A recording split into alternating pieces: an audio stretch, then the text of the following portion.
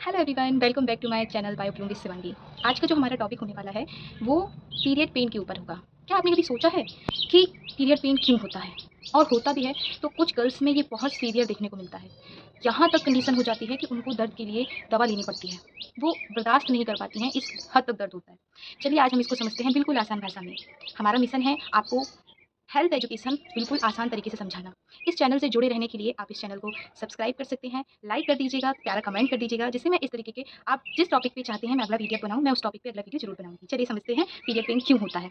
Period pain के पीछे एक साइंस है, जिसमें हमें सबसे पहले ये जानना पड़ेगा कि जो पीरियड्स है ये हर महीने किस तरीके से रेगुलेट होता है। देखिए, जो हमारा फीमेल रिप्रोडक्टिव सिस्टम है, जिसमें एक बहुत इंपॉर्टेंट ऑर्गन जो अपना रोल प्ले करता है, जिसे हम कहते हैं यूट्रस, अगर हम कहें गर्भाशय। ये गर्भाशय करता क्या है? ये अगर तो प्रेगनेंसी होनी है, अगर रिलेशन बनता है, प्रेगनेंसी कंसीव होती है, तो यूट्रस की लाइनिंग जिसको हम एंडोमेट्रियम बोलते हैं, वो थिक हो जाती है, मोटी हो जाती है और एक हार्मोन रिलीज करती है जिसे हम कहते हैं प्रेगनेंसी हार्मोन प्रोजेस्टेरोन।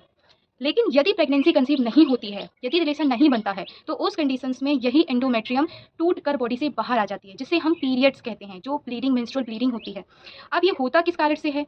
तो इसके लिए एक केमिकल लाइक हार्मोन बहुत रिस्पॉन्सिबल होता है, जिसे हम कहते हैं प्रोस्टाग्लैंडिन। प्रोस्टाग्लैंडिन यूट्रस की कॉन्ट्रैक्शंस को करवाता है, जिससे यूट्रस में कॉन्ट्रैक्शन होता है, वो सिकुड़ता है और सिकुड़ करके ये जो एंडोमेट्रियम उसने थिक किया था, उसको बॉडी से आउट कर देता है। तो जो हमें पेन फ़ील होता है, वो प्रोस्टाग्लैंडिन नाम के केमिकल से होता है। अब क्या होता है कि किसी में तो ये नॉर्मल पेन रहता है, बट किसी-किसी में बहुत ज़्यादा होता है। तो जिसकी बॉडी में प्रोस्टाग्लैंडिन्स ज़्यादा मात्रा में सीक्रेट होंगे, उसको ज़्यादा पेन फ़ील होगा और जिसमें ये प्रोस्टाग्लैंडिन कम रहते हैं, उसमें कम पेन फ़ील होता है। अब सबसे इम्पोर्टेंट बात ये रहती है कि हमें डॉक्टर से कब मिलना चाहिए?